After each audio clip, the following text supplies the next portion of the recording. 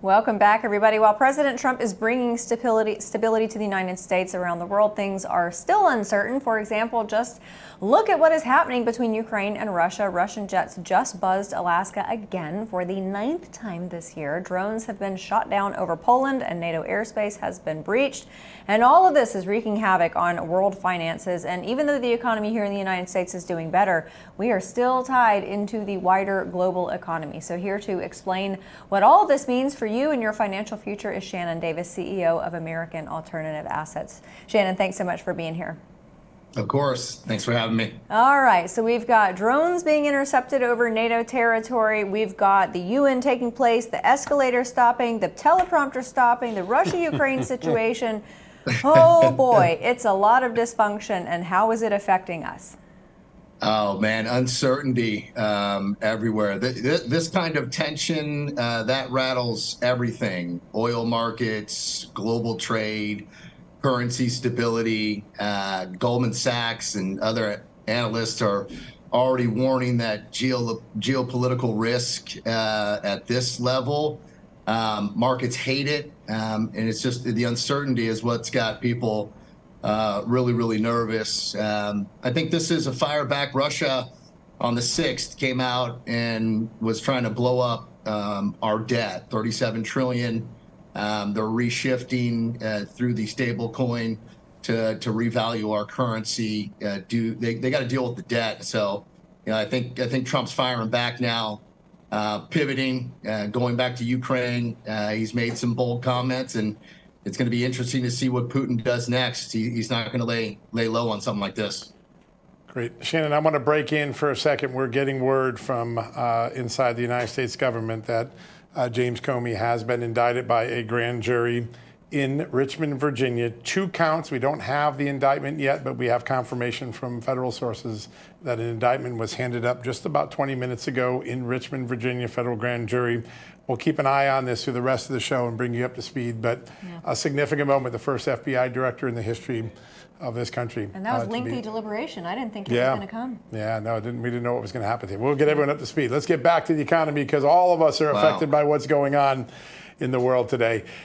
Shannon, we've been watching, and you have done such a great job educating us on the central bank digital currency movement. And it seems like even since the last time we talked in countries around the world, it continues to gain steam. It does pose a big threat for all of us who value our financial privacy and our future buying power. Tell us what concerns you in the last few weeks, what you've been seeing there.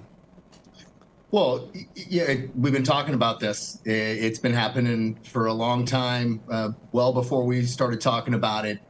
It really comes down to what we were just talking about. We have $37 trillion of debt. It's unsustainable, and we don't have the ability to continue to print money. They don't want to borrow money. And that's what's going on with our treasury market. They want to be able to be in a position where they can create money. And this is where stablecoin comes into play. They can take these ledgers, loan it to the Federal Reserve, get money and not have to pay it back. And this is happening. This is the Trojan horse, the stablecoin. This is why it was written into law by Trump on the 18th of July. And now he's executing this, because that is the way we are going to get this debt down. There's no other way. We don't have enough revenue to generate from taxes and other places to knock down $37 trillion. It's gotten out of control, and they now have to deal with it. And digital currency is going to be the way to do it. And there goes all our control, our privacy, and why you're seeing just a flood to gold, and why gold is reaching all-time highs throughout this entire week. I mean, it's eclipsed 3,800. Talking about Goldman Sachs, I mean, they're predicting it to be 4,000 by the end of the year. And it's just a safe, secure place to have your money. And that's the number one thing people are flooding to, like central banks. Yeah. Shannon, throughout our conversations, you have been very much a realist when it comes to President Trump's monetary policy. You've had some good things to say. You've also cast some concern on a lot of the decisions, some of the things in the Genius Act. When it comes to something like stablecoin and what you say is inevitable that we move in that direction because otherwise we can't pay down the debt. But President Trump is kind of pulling a rabbit out of the hat kind of guy. Is there really nothing on the horizon other than giving it all up that can bring it down? Well, this is why he pivoted. He tried. He tried to bring our deficit down. This is what the Doge was all about. I mean, if you go to the website, it talks about Doge saving $206 billion, I think last time I checked. But a lot of that is monetized over time based on certain things that they're freeing up with our budget. It's not even a real number. How do you do it? This is why he pivoted. There's no rabbit out of the hat. I mean, we've just been irresponsible. Not only Trump, I mean, presidents before him have been irresponsible with our debt. He created a pretty big deficit in his first term, $8 trillion. He's outpacing every single presidency in this presidency run. And so there's just no way to pivot besides remonetizing our currency. The dollar is just worth very little now. There's no other way to go. Yeah, it's just remarkable. How much is the Fed contributing to all of our agita? Yeah, nice. I think that's the biggest challenge. He can't write an executive order to the Fed and have them do things that they're doing. They're starting to crack under pressure. That's why they've lowered the rates. What does a quarter percent do? 25%, 0.25 basis points. That's not going to do much. It's not a good thing when they lower rates. They're trying to pump the economy back up with spending, but people aren't working. I mean, we've got nearly 2 million people unemployed, and that to me is not even a real number. The way that they calculate unemployment. So the books are cooked, and we got to revalue our money. And when that happens, this has happened in time. France did it when they converted from the franc to the euro, and people lost 30%. They lost 30% overnight. Yeah. With digital currency, not only will you potentially lose value of your retirement savings overnight, but you also lose all control and privacy. So they're backed into a corner. Yeah, no doubt. No doubt indeed. We've got more details. Shannon, we're going to let you go. I think we're going to blow the break here and just keep going. We've got new details on Comey. We're going to get everyone to American Alternative Assets at the end here. The fastest way, folks, johnlikesgold.com. That's the easiest way to get there. John Likes Gold. By the way, I do like gold, so it's a perfect website. I want to thank Shannon for that website. It's my favorite website. Also, you can call 855-GOLD-340. 855-GOLD-340. Shannon, we're going to get back to the breaking news. Thank you so much for joining us tonight. Yeah. Have a great day, guys. Thank you so much for the time. Great honor to be with you. All right, folks, here's what we know. 2 charges on the indictment. The first is false statements. The second is obstruction of justice. The false statements related to the very issue that we highlighted on this show earlier this month, a document where the FBI's general counsel, James Baker, top lieutenant to James Comey, said he was instructed by James Comey through the chief of staff to leak classified information. James Comey told Congress twice, once in 2017, once in 2020, that he did not do that. The obstruction of justice, we don't have a good sense of what that is yet, but it has to do probably with misleading Congress or the Justice Department about the proceedings. We'll get a little bit more on that. The indictment, we expect to have a paper copy of the indictment in a few minutes.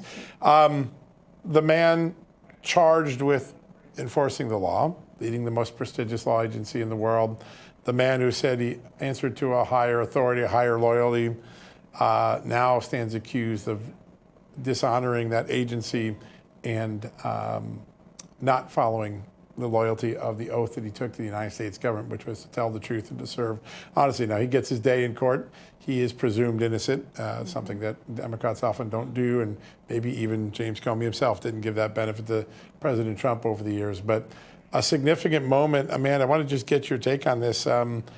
an FBI director has just been indicted. Yeah, I Former mean, FBI director. I wonder what the legal implications literally are for people like James Baker and James Rubicki as well.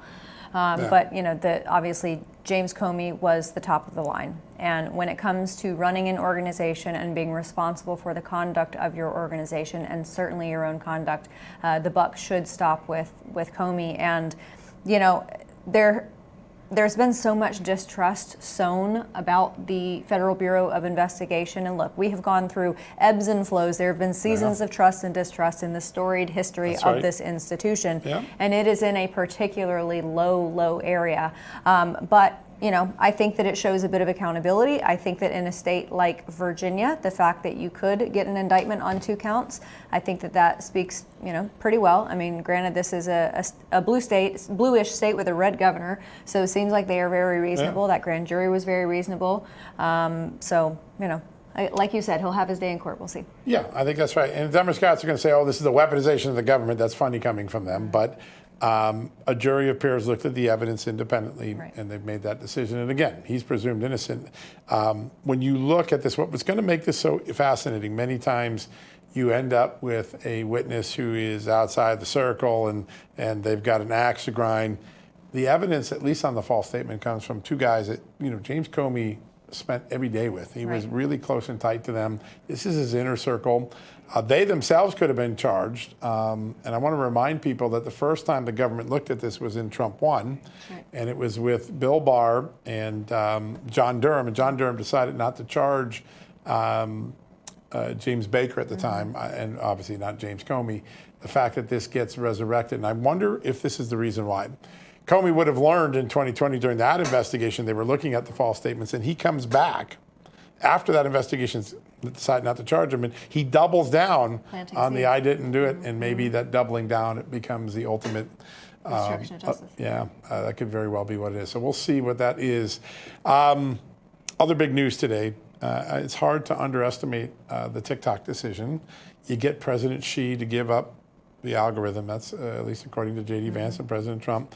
You save a platform that politicians love, but young people really love. And oh, by the way, marketers love it. A lot of people marketing products. It's kind of the modern day QVC. Absolutely. Yeah. It's hard to estimate what a big moment this is for the country. And I was watching the news conference, you know, in the Oval, and even establishment media were like pretty impressed. Wait a second, did you just say they got the algorithm? And there was a realization that what President Trump and his team and J.D. Vance and Treasury Secretary Bessent and the others who worked on this did, this was a big deal. Yeah, I mean, look, China had given every indication that we were going to have to pry that algorithm from their cold, dead commie hands. Yeah. Fortunately, that is not the case. I mean, look, Vice President Vance is his own man, and he has his own skill sets. And President Trump is typically known as the supreme negotiator, but I'm pretty sure J.D. Vance has absorbed some of those by osmosis, if not by, you know, studied learning. But I think this was absolutely, it's incredible. And John, you know, I think for a lot of people, I look at situations like what's happening in East Asia, I believe it's Indonesia, where their social media was knocked out overnight. And you have especially young people who have built businesses, you know, home businesses where they're just working from a laptop, but they're able to support their family on next to nothing. But it's only because of these businesses. And you saw what happened there, and you saw the social and civil upheaval that happened after that. And this is what could have transpired, obviously on a smaller scale, because we have tons of other social media programs out there, or platforms out there. Gosh, I sound like a boomer. Social media programs. But people have options, you know. They have options, but this is... You made the old guy laugh on that one. That's funny. This is something that is by far incredibly popular, and young people are paying attention. Yeah. All right. We have had Russia Gate. We had Ukraine Gate. We've had a lot of gates. Elevator Gate, the next one? Yeah, UN Gate, I think, because they had a whole series of malfunctions, these technical difficulties, 3 instances, the escalator, the teleprompter, and audio issues. Right? Look, I'm going to say if it happens once, then oh darn. If it happens twice, oh damn. If it happens 3 times, that sounds intentional. Yeah, and the Secret Service now has been formally asked to investigate whether this was acts of sabotage on U.S. soil. Keep in mind, the United Nations is in New York, and while it's the sovereign territory inside the building, they do get the land from the United States, and it's going to be very interesting to see whether this leads to a greater schism in where we go. Next star is standing firm. They're not going to let Jimmy Kimmel come on. Yeah, Sinclair too. So Jimmy Kimmel's going to have a much smaller audience than he had before his comments. Interesting moment there. Yeah, he did have a record audience, though, for his comeback monologue. I think it was like 6 million or something. But President Trump to thank for that. I know. I saw a video of the people who went for that live broadcast, the first one back since he was temporarily taken off the air. Yeah. And let me just say, it is exactly, the people in that crowd looked exactly the way you would expect them to. Yeah. That's exactly right. Yeah, that's exactly right. I wonder what James Comey looks like at this moment. It's got to be a pretty shocking moment to realize you're about to be arrested by the very agency that you used to lead. It's an extraordinary night. And again, we'll have coverage all throughout the night. Well, look, for James Comey, and I think you said this earlier, digging in, I think, is ultimately going to be his downfall. It is that arrogance. It's that, it's doubling down on something where it was pretty obvious that his evidence in his inner circle contradicted him. I'm going to stick around here and talk to Grant Stinchfeld. We'll be back tomorrow. We'll have some more chance to talk about all of this in tomorrow's show. But what a day. Absolutely. All right, everybody, that does it for us tonight. We'll see you back here, same time, same place tomorrow.